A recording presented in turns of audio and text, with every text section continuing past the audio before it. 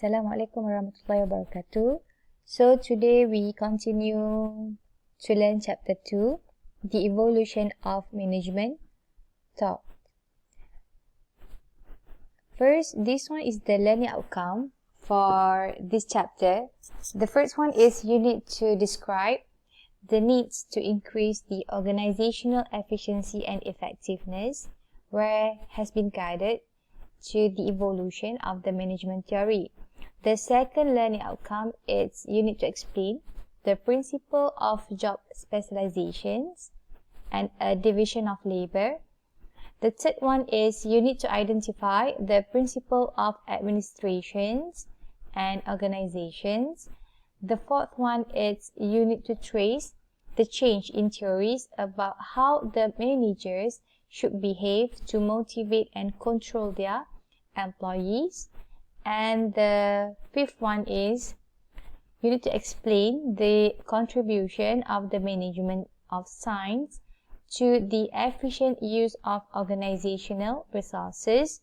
And the last one, you need to explain why the study of the external environment and its impact on an organization has become a central issue in management thought. Alright, this one is the evolutions of the management theory. First, we examine that so-called management theories that emerged, during 20th century. This includes the scientific management theory, which focus on matching people and tasks to maximize the efficiency. And next we go to the administrative management theory. Actually, this theory, they focus on the identifying the principles that will lead to the creation of the most efficient system of organization and management. And then next, we consider about the behavioral management theory, where they focus on how the manager should lead and control their workforce to increase the performance. Next, we go to the management science theory, which they are developed the rigorous analytical and quantitative technique to help the manager to measure and control the organizational performance. And the last one, we have the organizational environmental theory, where this theory developed to help the manager how the external environment affect the way organization and managers operate. Okay. So next we go to the meaning of the job specializations and the division of labor developed by the Adam Smith. What is the meaning of the job specializations? Okay, it's a process by which a division of labor occurs as a different workers specialize in a different task over time.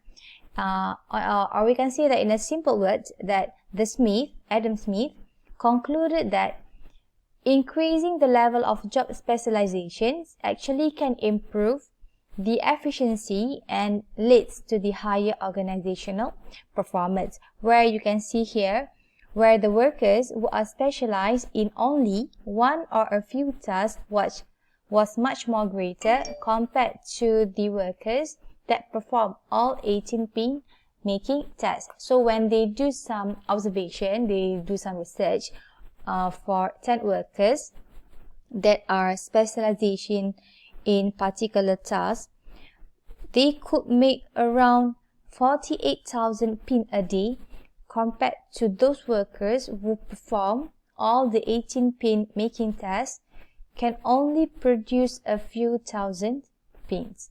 So this is how the job specializations, meaning a greater impact during this time, according to Adam Smith. Alright. Next, we go to the F.W. Taylor, Frederick W. Taylor, and scientific management. Actually, the Taylor developed the scientific management theory. Okay, the meaning is the systematic study of the relationship between the people and the task and how it can increase the efficiency. Okay, so kita go through the principle. Actually, the Taylor developed the 4 principles of the scientific management to increase the efficiency. The first one is to study the way workers to perform their tasks. They gather all the informal job knowledge and experiment it. Normally in these tools, during their research, they do on the time and motion study. So by doing that, they can reduce the number of motion workers and they can change in the layout and etc. Okay, next we go to number 2. Codify the new methods of performing tasks into written rules and standards operating procedure. It means that all the standards should be recorded so that procedure could be taught to all workers to perform the same task. That's the meaning of the principle number 2. And the third one, you need to carefully select the workers who possess the skills and the ability and train them to perform the task according to the rules and procedure. If not, you need to transfer. Okay, if the worker is not being trained, what they should do is they need to be transferred to a job where they were able to reach the minimum level of efficiency. Okay, and then the last one is the talking about you need to establish a fair or acceptable level of performance by develop a pay systems that provide a reward for the performance above the acceptable level. Alright, but of course they have some problem if they use this theory. The first one is as their performance increase, the managers require that they do more work for the same pay. Because at certain level, when the payment is reached at the maximum, okay, it's not aligned with their performance. So at that stage, the workers feel that they do a lot of work, but they still have to get the same payment. That's the meaning of the number 1. And number 2, some workers, they find more hardship than gain because the managers did not seem to care about their well-being. That's the 2 problems arises when they apply the scientific management. Okay, then we go to the Gilbreth, okay, followers of the Taylor, Frank and Lillian Gilbreth.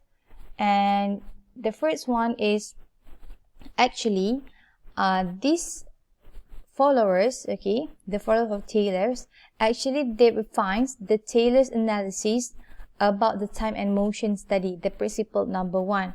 So actually when they implement this, they want to maximize the efficiency at which individual task was performed, so it will add up to saving of time and their effort. So by doing that, they need to do these 3 steps. The first one is to analyze every individual actions, okay, and break into each component. And after they break into each components, they need to find the better ways to perform each component. And the last one is they need to reorganize each component. Which components are more efficiently at less cost in time and efforts, and that's how they implement this time and motion study. Okay, next we go to the administrative management theory. Actually they are talking about how to create an organizational structure and control system that leads to high efficiency and effectiveness, actually developed by the Max Weber. Okay, actually Max Weber is the German sociology professor where they developed the one theory. Okay, what kind of theory? Is the theory of the principle of bureaucracy as a formal system. Whereas the Henry Fayol, they developed the model of management. He is a French manager where developed the 14 principle of the management, where we can see later after this. Okay, this one is the Webers. They developed the 5 principle of bureaucracy to ensure the efficiency and effectiveness. Okay, we go through the first one principle. The formal authority, what is the meaning of the authority? Is the power to hold people from one position inside the organization. It means that the obedience, okay, is owed to a manager, not because of their personal qualities, but the manager occupied a position. So everyone needs to follow the managers because they occupied a position. So everyone needs to hear them, follow them. Okay, and the principle number 2 is the individual occupy a position because of their performance, not because of their social network. Because you have somebody in the organization, then you are being appointed. No, the principle number 2 is based on your performance.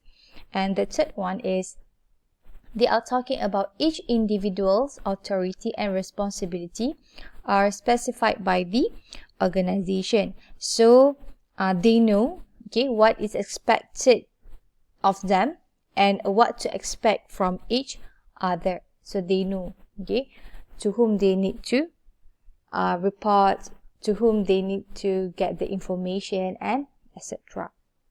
Next, we go to the principle number 4. The authority is exercised effectively when positions are arranged hierarchically, based on hierarchy, so that the employees know whom to report to and whom reports to them based on the hierarchy. And the last one is the principle 5. The rules of the organizations are followed and control the individual behavior by, okay, we look by rules. Okay, what is the rules? Is the formal written instruction. Okay, and also they need to follow the SOP. It's a specific set of written instruction, okay, about how to perform the task. And the norms. The norm is the unwritten, okay, informal codes, but you should follow because that particular situation we consider is very important. It's a norm, okay, how people should do that. Okay, we look at the norms. Everyone do that, so we consider that attitude or that act is important by most members in that organizations. That's the meaning of norms. Alright, this one we are talking about the 14 failed principles of management, okay, where you can look in detail in your ebook. What's the meaning of this? I just go through the 14 failed principles of management, like division of labor, we have the authority and responsibility, unity of commands, line of authority, we have centralizations, unity of directions, equity, okay, the orders, the initiative, and etc. And the last one here is the spirit, the corps.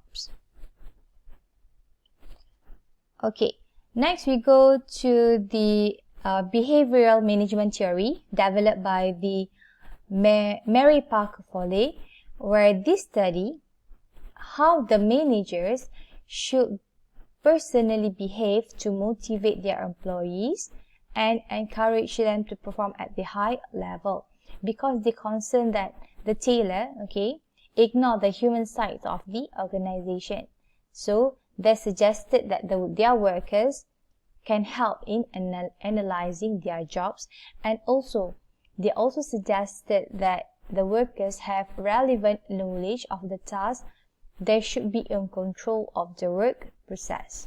That's the theory developed by Mary Parker Foley, where they want to see how the managers should behave to motivate their employees. So we will continue in the next theory.